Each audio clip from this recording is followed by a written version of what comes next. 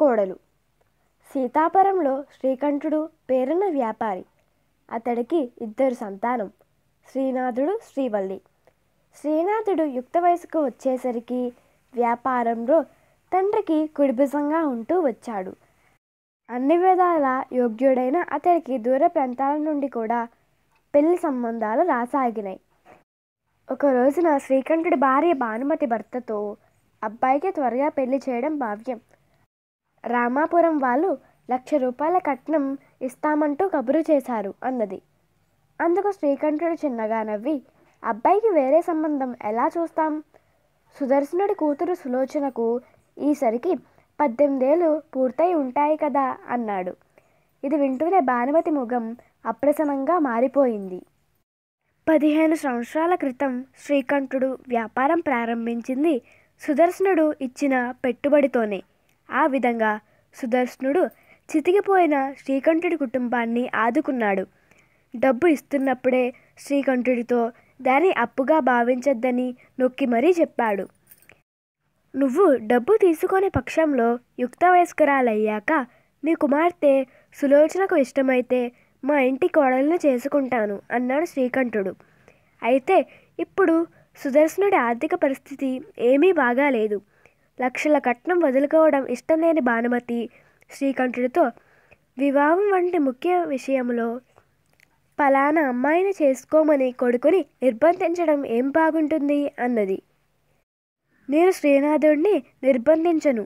సులోచన వాడికి నచ్చకపోతే మరెవరికైనా కట్నం ఇచ్చి ఆ అమ్మాయి పెళ్ళి నేనే ఘనంగా జరిపిస్తాను అన్నాడు శ్రీకంఠుడు. మర్నాడే వాళ్ళు సులోచనను చూసేందుకు బయలుదేరారు. శ్రీనాథుడికి ఆ అమ్మాయి నచ్చింది. అత్తకు ఆడపడుచుకు ఈ పెళ్ళి ఏమాత్రం ఇష్టం లేదని తెలియకుండానే కోడలుగా ఆ ఇంట్లో అడుగు పెట్టింది సులోచన. 6 నెలల పాటు తన అదృష్టానికి మురిసిపోతూ కాలం గడిపింది సులోచన. అయితే హఠాత్తుగా మామ శ్రీకంఠుడు మరణించడంతో ఆమె పాటలు ప్రారంభమయ్యాయి. తండ్రి మరణంతో శ్రీనాథుడి బాధ్యతలు రెట్టింపయ్యాయి. ఎక్కువగా అతను ఇంటి పట్టున ఉండేవాడు కాదు. దానితో అత్త ఆడపడుచుల కక్ష సాధింపు ఆరంభమయ్యింది. 1,00,000 కట్నం తెచ్చే మహాలక్ష్మి లాంటి ఆడపిల్లను కాదని కోరి ఈ అష్టదరిద్రాన్ని కోడలుగా తెచ్చాడాయన అంటూ సులోచనను దెప్పి పొడిచేది భానుమతి.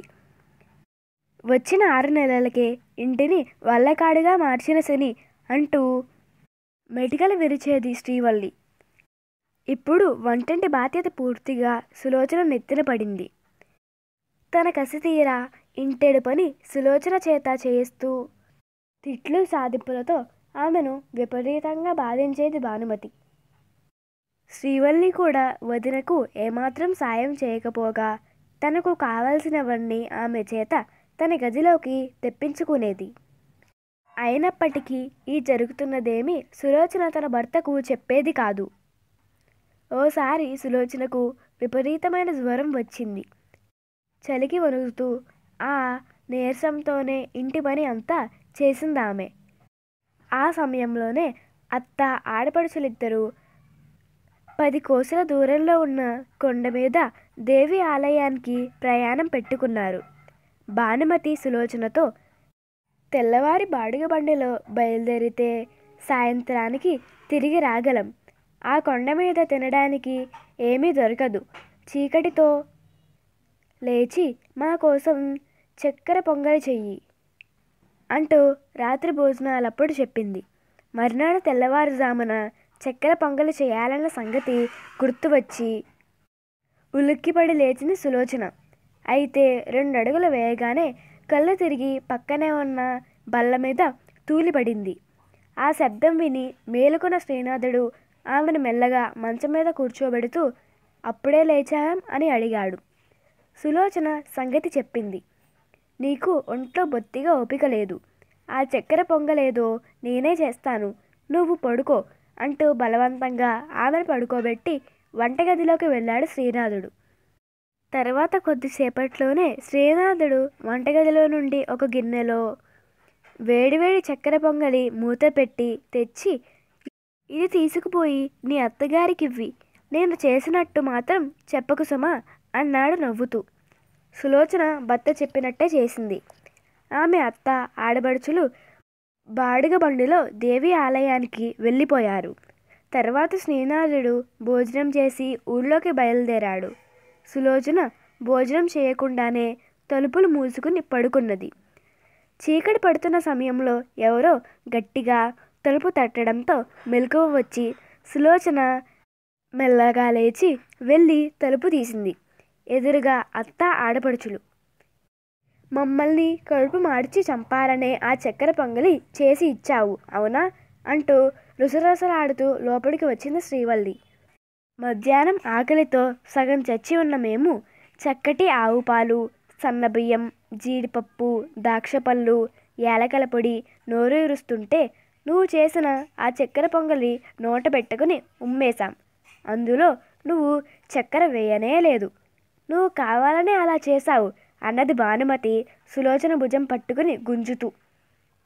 ఆ సమయంలో శ్రీనాథుడు ఇంటి వాకిట్లో అడుగు పెడుతూనే, ఏమిటమ్మా ఒంట్లో బాగాలేని కోడలి మీద కత్తులు నూరుతున్నట్టున్నావు అన్నాడు నవ్వుతూ. కొడుకు నవ్వు. అతడన్న మాటలు వింటూనే భానుమతి కీచు గొంతుతో, ఈ ఇంట్లో దీనికేం తక్కువ? ఇంత ఖరీదైన చీరలు, ఇన్ని నగలు ఏనాడైనా ఎరుగునా? ఈ ఇంట్లో దీనికొచ్చిన కష్టం ఏమిటి? నన్ను ఆడబిడ్డను అదే పనిగా సాధిస్తున్నది అన్నది. అమ్మ, ఎవరెవరిని సాధిస్తున్నారో నాకు తెలియంది కాదు. ఆవు పాలు, జీడిపప్పు అంటూ పెద్ద పాఠం చదివావు. అవన్నీ వేసి చక్కెర పొంగలిలో చక్కెర లేకుండా తయారు చేసింది నేనే. అన్నీ ఉండి చక్కెర లేకపోతే చక్కెర పొంగలి ఎలా తినలేమో అలాగే అన్నీ ఉన్నా ప్రేమలేని జీవితం ఎవరికీ రుచించదు అన్నాడు శ్రీనాథుడు. అయితే మాకు సులోచన మీద ప్రేమ లేదంటావా అన్నది భానుమతి ఆవేశంగా. నేను చెప్పదలిచిందేమిటో చిటికలో గ్రహించావు. కోడలు జ్వరంతో ఉన్నప్పుడు అత్త ఆడబడుచులు గుడికంటూ బయలుదేరడమే కాక చీకటిలో లేచి చక్కెర పొంగలి తయారు చేయమనడం ప్రేమ అనిపించుకుంటుందా? మీకు కాస్త మంచి చెడుల తారతమ్యం తెలియచెప్పేందుకే నేనా చక్కెర పొంగలి తయారు చేశాను. మీరు కలిసి ఉండలేకపోతే చెప్పండి, మేమిద్దరం మరొక ఇల్లు చూసుకుంటాము అన్నాడు శ్రీనాథుడు కోపంగా. ఇది వింటూనే భానుమతికి శ్రీవల్లికి నెత్తిన పిడుగు పడినట్టయింది. అప్పుడు సులోచన కల్పించుకుని, అవే మాటలండి, నేను బతికుండగా వేరింటి కాపురం అంటూ జరగదు. అయినా ఇంట్లో విషయాలేవో మేం సర్దుకుంటాం. మీ వ్యాపార గొడవలేవో మీరు చూసుకోండి అన్నది తీవ్ర స్వరంతో. సులోచన మాటలతో ఆమె మంచితనం అర్థమైంది భానుమతికి. డబ్బు కన్నా మనుషుల పట్ల ప్రేమ, ఆప్యాయతలు ముఖ్యం అని గ్రహించిన ఆమె, ఇన్నాళ్ళు మా కళ్ళు మూసుకుపోయాయిరా. నువ్వు చేసిన చక్కెర పొంగలి పుణ్యాన ఇక ఈ ఇంట్లో గిల్లీ కజ్జాలకు, మనస్తాపాలకు తావుండదు అన్నది ఆప్యాయంగా సులోచన భుజం మీద చేయి వేసి కళ్ళు తుడుచుకుంటూ. ధన్యవాదములు.